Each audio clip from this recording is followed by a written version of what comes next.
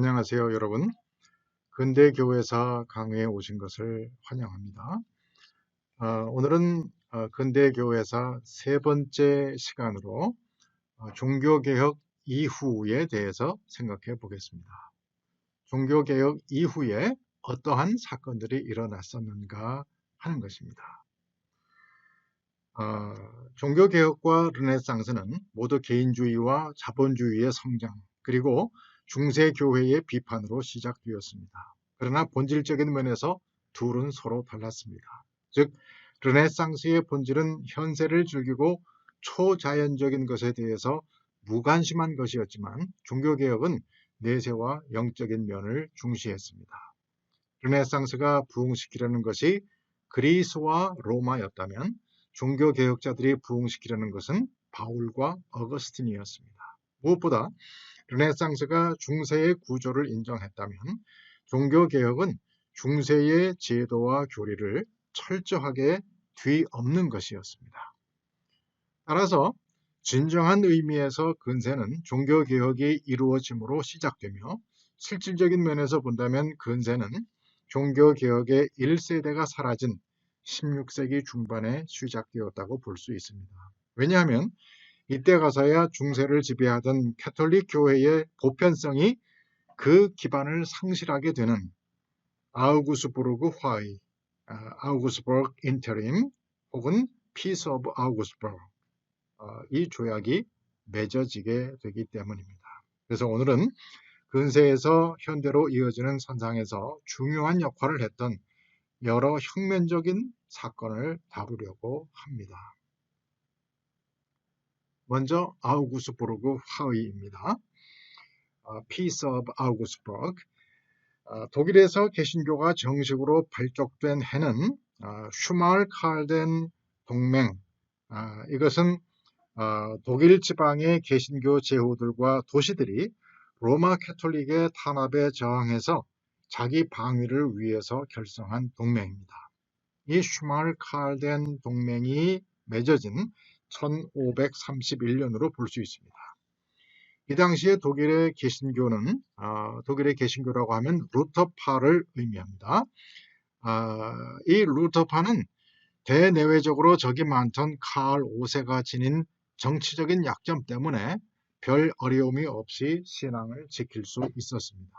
그러나 1546년 정치적인 문제를 해결한 칼 5세는 슈마을칼덴이라는 군사 동맹을 이룬 개신교 영주들을 공격하게 되고, 작센공 모리츠의 도움으로 승리하게 됩니다. 그런데 모리츠는 오히려 칼 5세의 반란을 일으켜 승리하게 되고, 결국 1555년 아우구스부르크 화의를 맺게 됩니다. 이 화의는 독일 내에서 캐톨릭과 개신교의 공존을 인정하는 계기가 되고, 이때부터 교회사는 종교개혁의 시대를 벗어나 사실상 근세로 접어들게 됩니다. 이 승리로 1555년 아우구스부르크에서 황제 측과 프로테스탄트 제후들은 종교 화의를 맺었습니다. 이 화의에서 이 피스, 여기서 루터파 프로테스탄트 교회가 인정이 되었고, 백성들은 자기가 사는 지역의 제후가 믿는 종파에 복종해야 된다, 이런 원칙이 결정되었습니다. 그러나 지배자의 종교에 따르기를 원치 않는 사람들에게는 이주의 자유와 또 적당한 시가에 따른 재산의 처분이 인정되었습니다. 제국의 자유도시들에서는 양파, 그러니까 개신교와 캐톨릭의 공존이 인정되었습니다. 이렇게 루터의 프로테스탄트 교회는 일단 공식적으로 인정을 받게 되었고, 개신교와 로마 캐톨릭 교회의 싸움은 끝났지만, 이것은 어디까지나 지방 제후들의 승리로서 아직 개인에 대한 종교적인 자유와 관용이 맺어진 것은 아니었습니다. 두 번째로 위그노 전쟁과 낭트 칙령인데요. 독일에서 아우구스부르크 화의가 맺어짐으로써 일시적인 평화가 온 후에 프랑스에서는 위그노 전쟁이 일어났습니다. 이 전쟁 역시 개신교, 특히 프랑스 내에서는 칼빈파를 의미하는데, 개신교와 캐톨릭 간의 싸움이었으며 결국 독일처럼 둘 사이의 공존을 허용한 낭트 칙령이 발표됨으로써 마쳐지게 됩니다. 먼저 위고노 전쟁인데요. 위고노는 프랑스 내에 있는 칼빈 교도들을 부르는 이름입니다. 이 전쟁은 1562년에 발발해서 37년에 걸쳐 진행된 대대적인 종교 내전으로 프랑스 종교 전쟁이라고도 불리는데, 캐톨릭과 개신교의 갈등이 극에 달해서 나라 전체가 뒤집혔던 사건이었습니다. 프랑스뿐만이 아니라 유럽 각국이 얽혀 들어갔던 이 사건은 100년 전쟁 이후 프랑스의 중흥을 이끈 발루아 왕조가 무너지고 훗날 절대 왕정을 수립하게 되는 부르봉 왕조가 발흥하는 계기가 되었습니다. 위고노 전쟁은 37년 동안 진행되었는데 개신교 측인 앙리 4세에 의해 종결이 되었습니다. 앙리 4세는 1598년에 파리 근방을 제외한 전 프랑스를 석권합니다. 파리의 문턱까지 진격한 위고노파 군대는 지휘관인 앙리 4세의 최종 진격 명령을 기다리는 상태였습니다. 그런데 이 국면에서 앙리 4세는 돌연 파리는 미사를 드릴 가치가 있지라고 말하면서 그 자리에서 당장 캐톨릭으로 개종을 해버리는 의외의 결정을 내리게 됩니다. 그것은 정치적인 결단이었는데 신구교 간의 갈등을 봉합시키려는 의도에서였습니다. 앙리의 대승적 차원의 이 결단은 신구교도의 갈등을 급속도로 봉합시켰습니다. 위고노들은 인망 높은 지휘관의 결정에 반발할 수가 없었고, 또 이미 내부에서 무너진 캐톨릭은 앙리 4세의 결정을 환영했습니다. 이렇게 파리에 입성한 앙리 4세는 비로소 왕좌에 앉아 새 왕조인 부르봉의 시조가 되었습니다.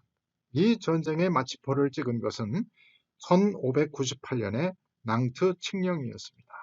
앙리 4세는 위고노의 종교 자유를 공식적으로 보장함으로써 기나긴 내전에 완전히 종지부를 찍었습니다.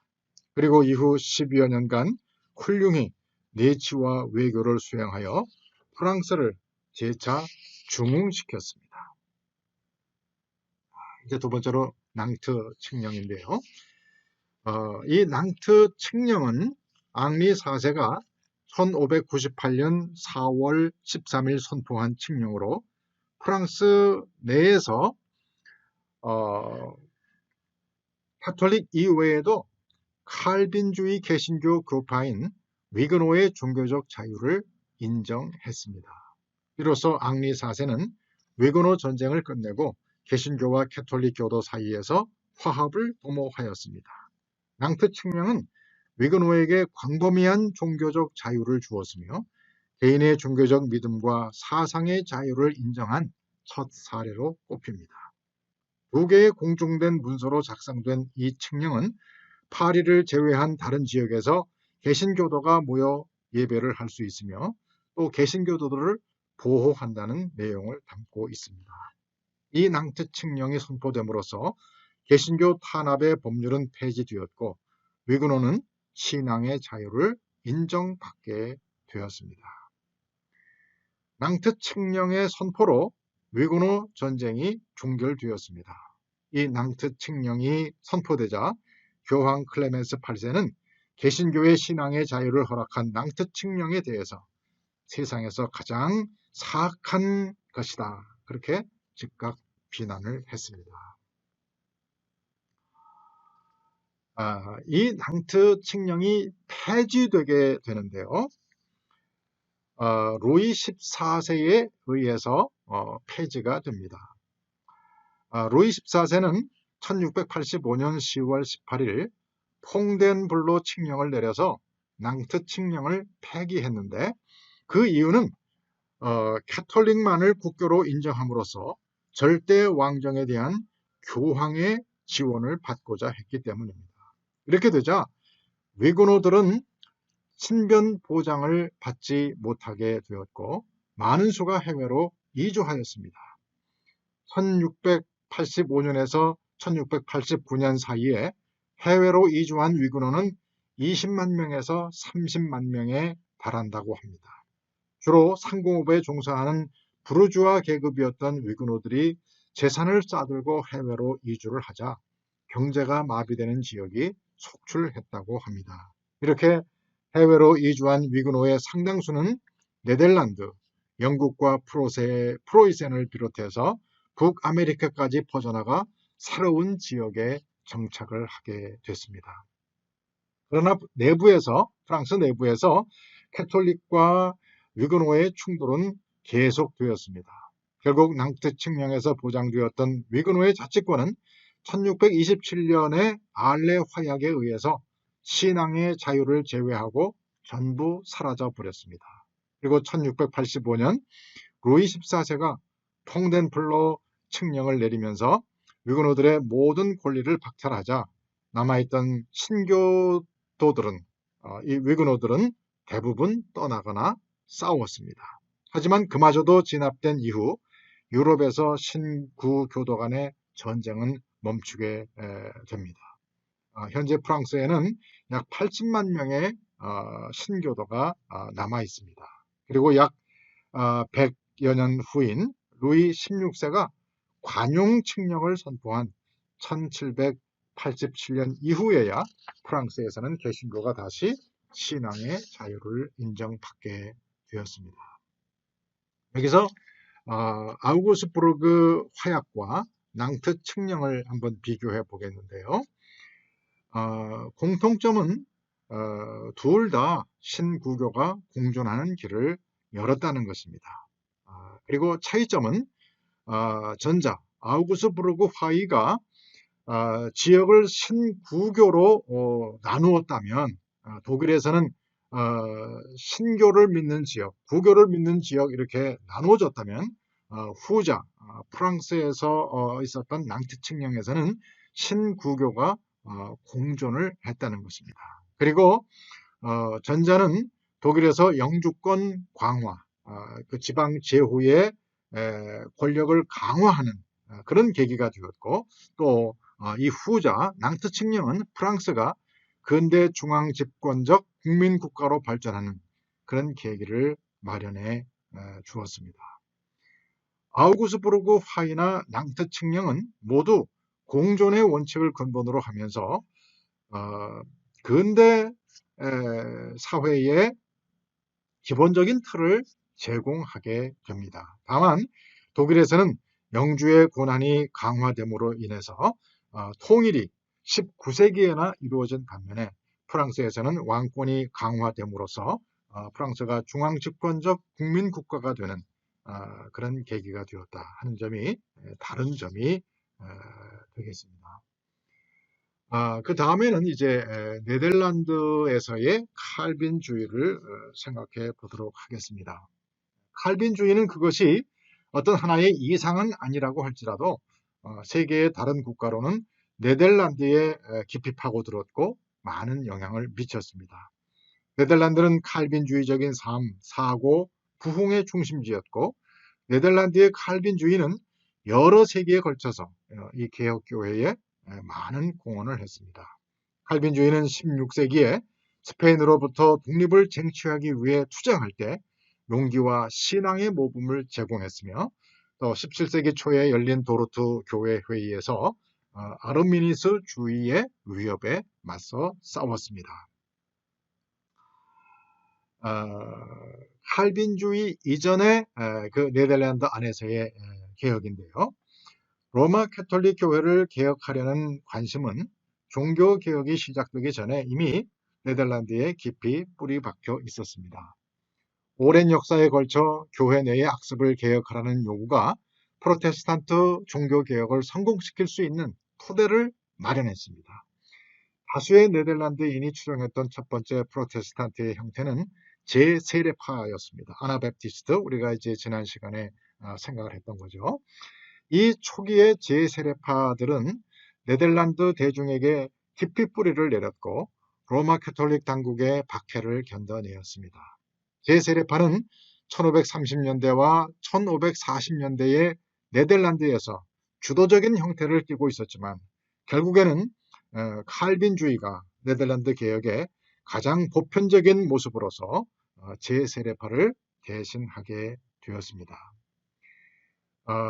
칼빈과 네덜란드가 접촉한 그것을 우리가 이제 두 번째로 살펴보게 되면 존 칼빈은 그의 창조적인 시절을 제네바에서 보낸 프랑스인이었지만 교회에 대한 관심은 프랑스나 스위스에 국한되어 있지 않았습니다.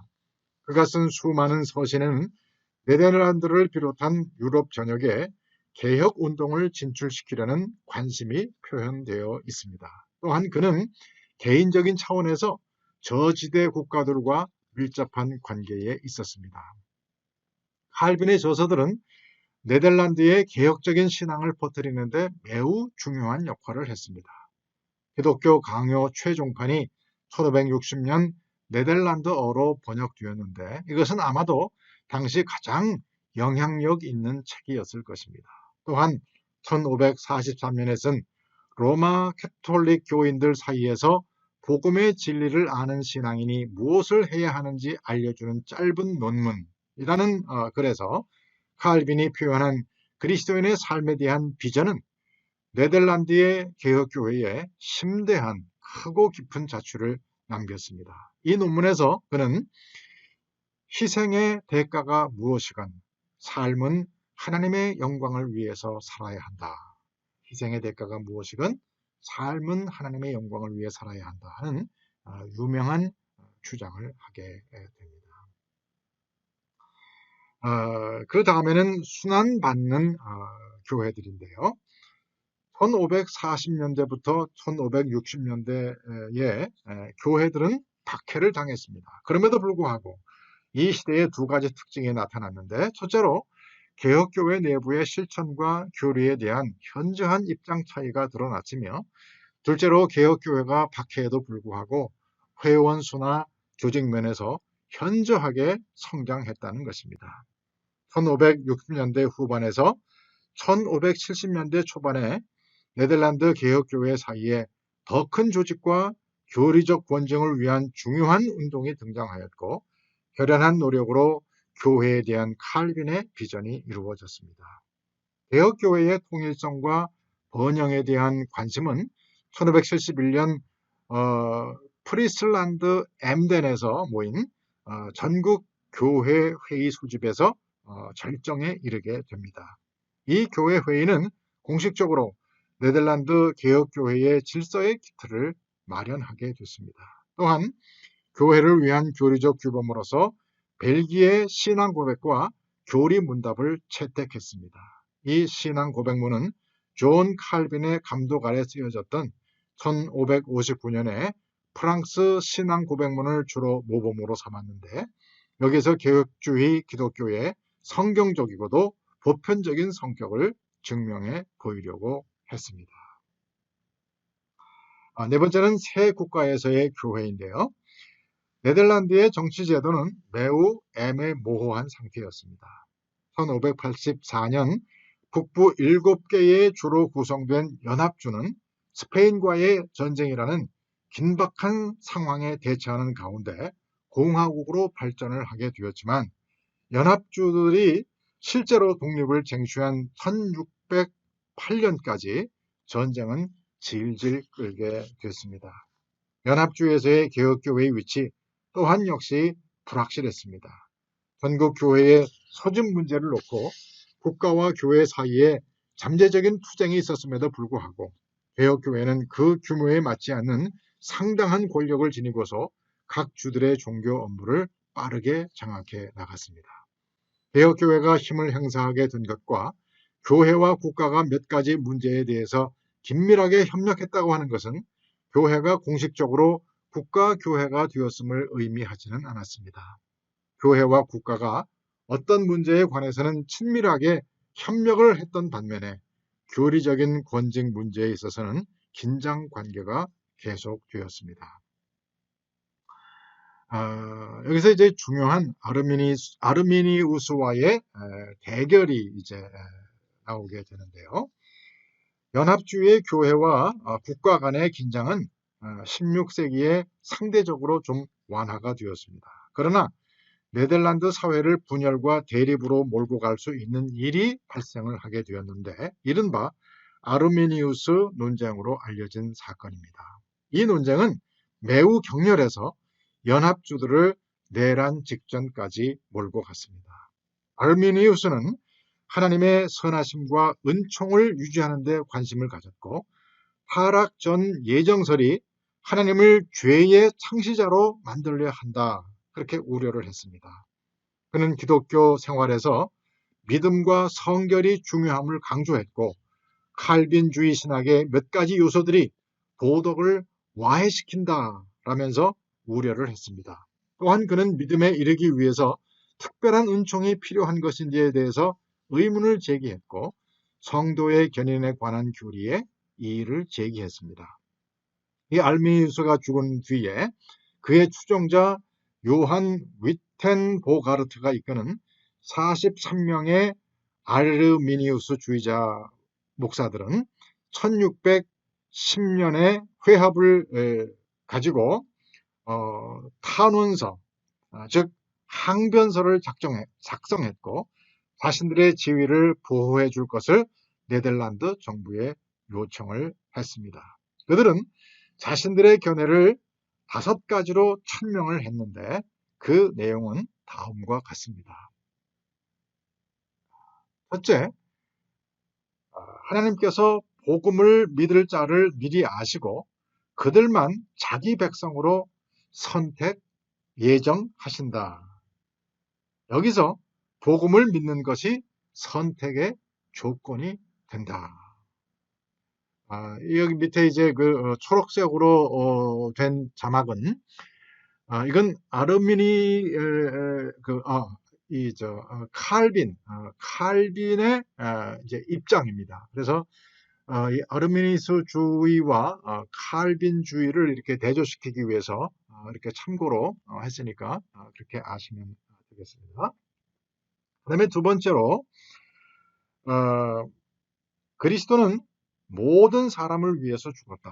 이것이 이제 그 알미니우스의 주장이고요. 칼빈주의에서는 제한적인 속죄를 주장을 합니다. 그리스도의 속죄는 선택받은 사람들만을 위한 것이다. 라는 것이고요. 세 번째로 믿음은 하나님의 선물이다 하는 것이 아르미니우스주의 입장이고요. 그 다음에 이제 칼빈주의에서는 무조건적인 선택이다. 믿음 이전에 무조건적인 선택에 의해서 구원받는다. 이제 그런 주장을 한 것입니다. 네 번째로 알미니우스는 그러나 믿음의 선물을 거부할 수 있다. 칼빈주의에서는 거부할 수 없다죠. 불가항력적 은혜입니다. 하나님이 은혜를 주시면 인간은 그 은혜를 거부할 수 없다라는 것이죠. 이런 차이가 있고요. 그럼 다섯 번째로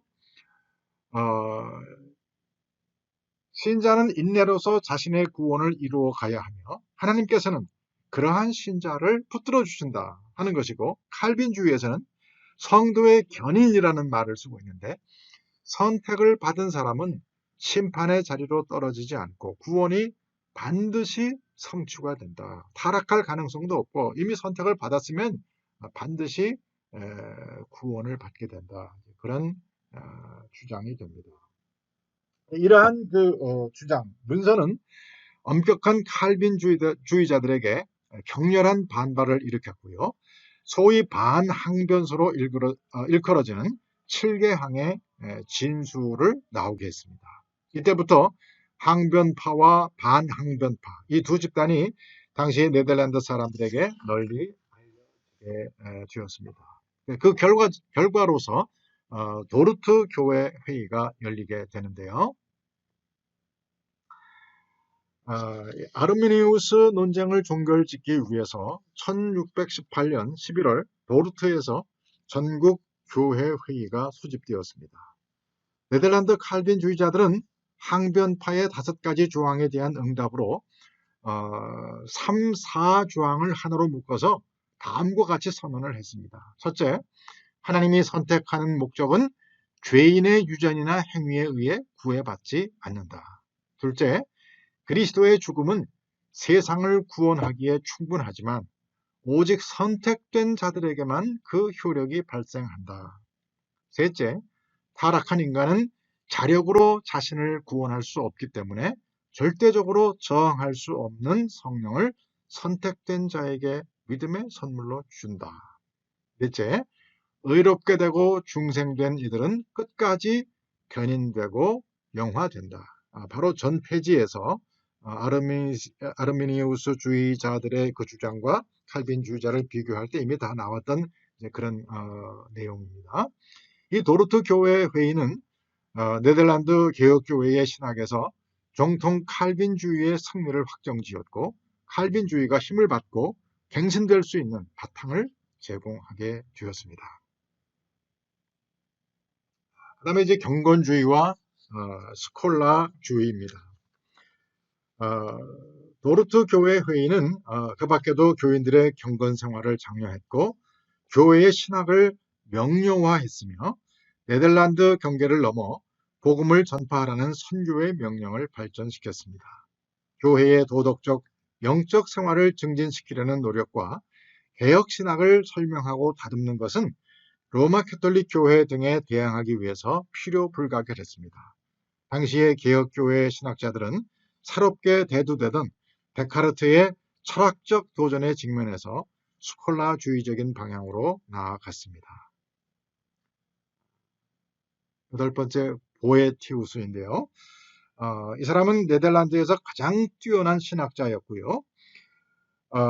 이 보에티우스의 생애와 활동은 스콜라주의와 경건주의의 조화로운 연합을 보여주고 있으며 당시 네덜란드 개혁교회의 여러 측면을 반영해주고 있습니다. 그의 철학적인 입장은 아리스토텔레스주의자였고요. 스콜라주의 철학을 따랐기 때문에 자연히 아리스토텔레스를 따를 수밖에 없었고 신학적 입장은 엄격한 칼빈주의였습니다. 1640년대에 그는 네덜란드 대학교들에게 영향력을 확장하기 시작한 데카르트의 철학을 공격하는 데 심혈을 기울였습니다.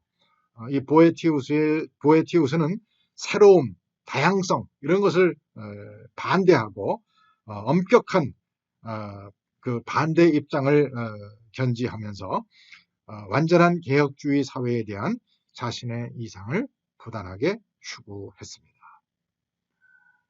아홉 번째는 선교입니다. 교회는 네덜란드가 무역업으로 동양에서 경제적으로 성공을 거두자 이에 힘입어서 외국 선교에 대한 새로운 기회를 열게 되었습니다.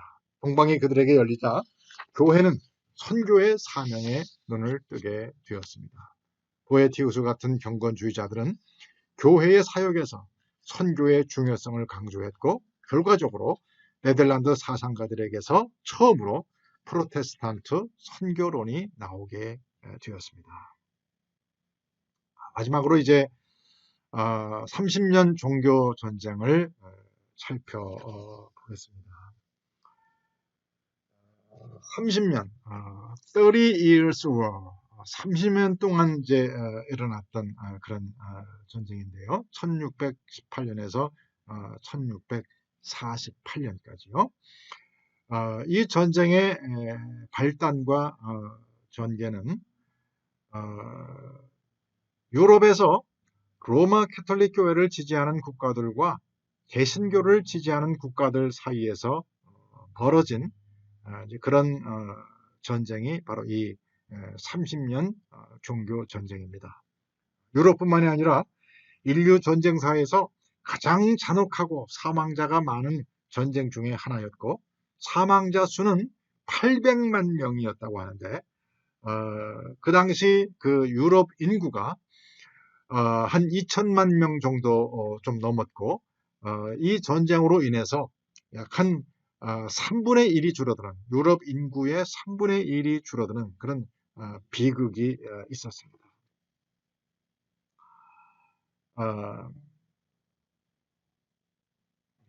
이미 말씀드린 것이고요. 이 30년 전쟁은 종교적인 측면에서는 개신교와 캐톨릭교회의 대립이었고 정치적인 측면에서는 전제 군주정과 봉건제도의 대립으로 볼 수 있습니다.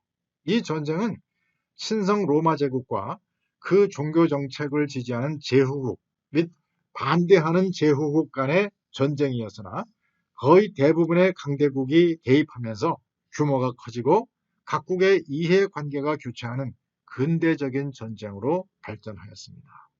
이 전쟁에 개입한 국가들은 수많은 용병을 고용했으며 전쟁이 지속될수록 종교적인 색채는 점점 옅어지고 유럽의 정치적 구도에서 합스부르크 가문과 프랑스의 대결 구도로 바뀌게 됩니다. 그리고 대부분의 유럽 사람들은 그들이 믿는 종교와 그 종교에 충성하는 제후나 왕의 편에 서서 싸우게 되었습니다.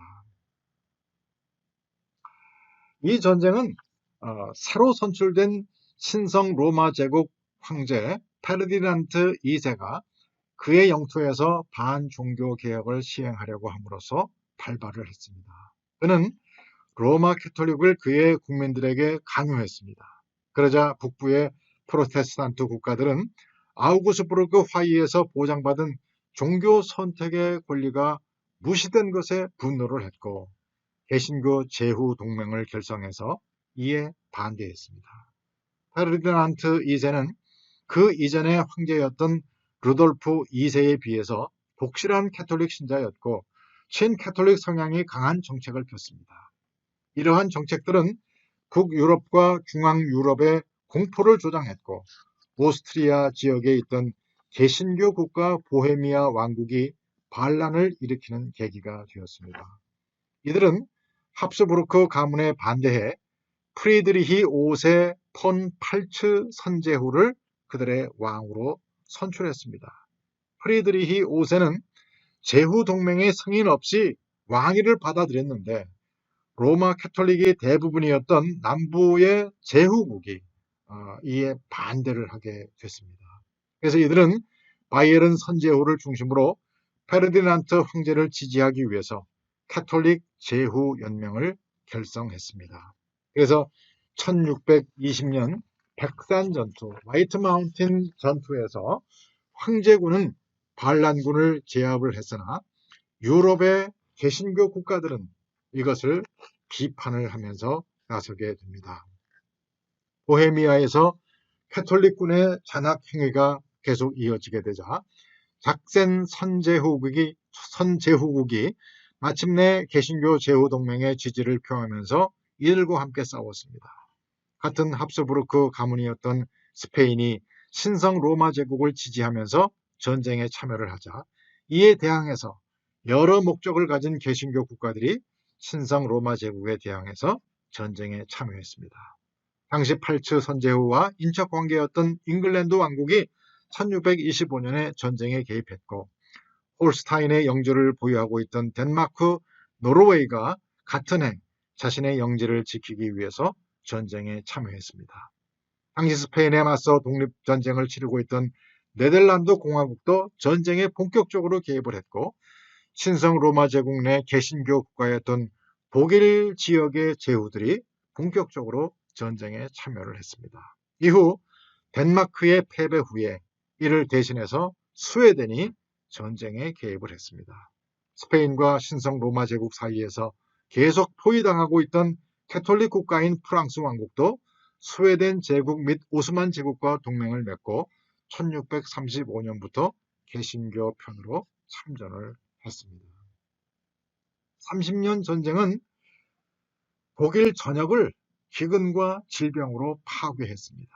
특히 보헤미아 왕국과 남부 네덜란드를 비롯한 독일과 이탈리아에 위치한 국가들의 인구가 급감을 했습니다.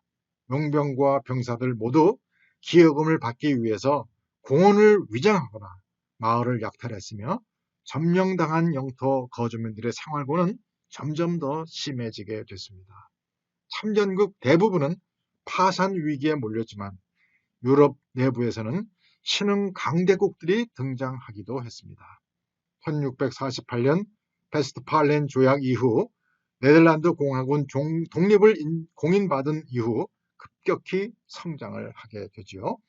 잉글랜드 왕국, 프랑스, 스웨덴 제국도 전쟁 이후에 상당한 영토를 보유하게 되었고 신성 로마 제국을 대신해서 새로운 유럽의 강대국들이 되었습니다.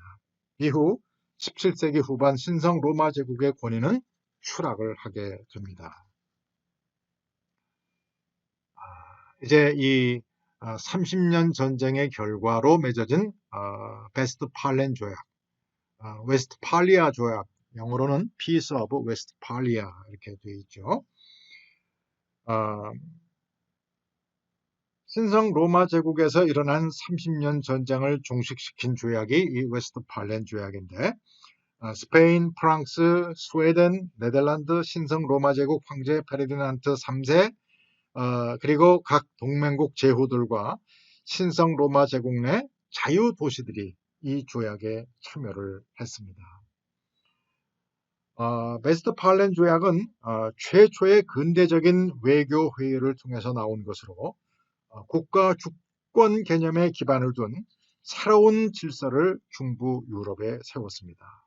외교 사가들은 근대 외교 조약의 효시를 이 베스트팔렌 조약으로 보고 있습니다. 30년 전쟁은 로마 캐톨릭 교회와 개신교 간의 대립이라는 종교적 문제를 명분으로 시작이 되었지만 이후 전개 과정에서는 종교보다는 왕조와 국익을 앞세운 유럽 국가들의 정치적인 전쟁이 되었습니다. 이것은 로마 캐톨릭 교회 국가인 부르봉 왕가와 프랑스가 개신교 국가인 네덜란드를 지원하다가 후반에는 직접 합스부르크 왕조의 오스트리아 및 에스파냐, 스페인 등과 전쟁을 했다는 사실에서 극명히 드러나게 되는 것이죠. 이 조약을 통해서 종교의 자유가 허용이 되면서 개신교 국가들이 로마 캐톨릭 교회의 탄압에서 벗어나서 생존의 발판을 마련하게 되었고 네덜란드와 스위스는 독립을 인정받았으며 프랑스는 이 전쟁을 통해서 영토를 확장하게 되었습니다.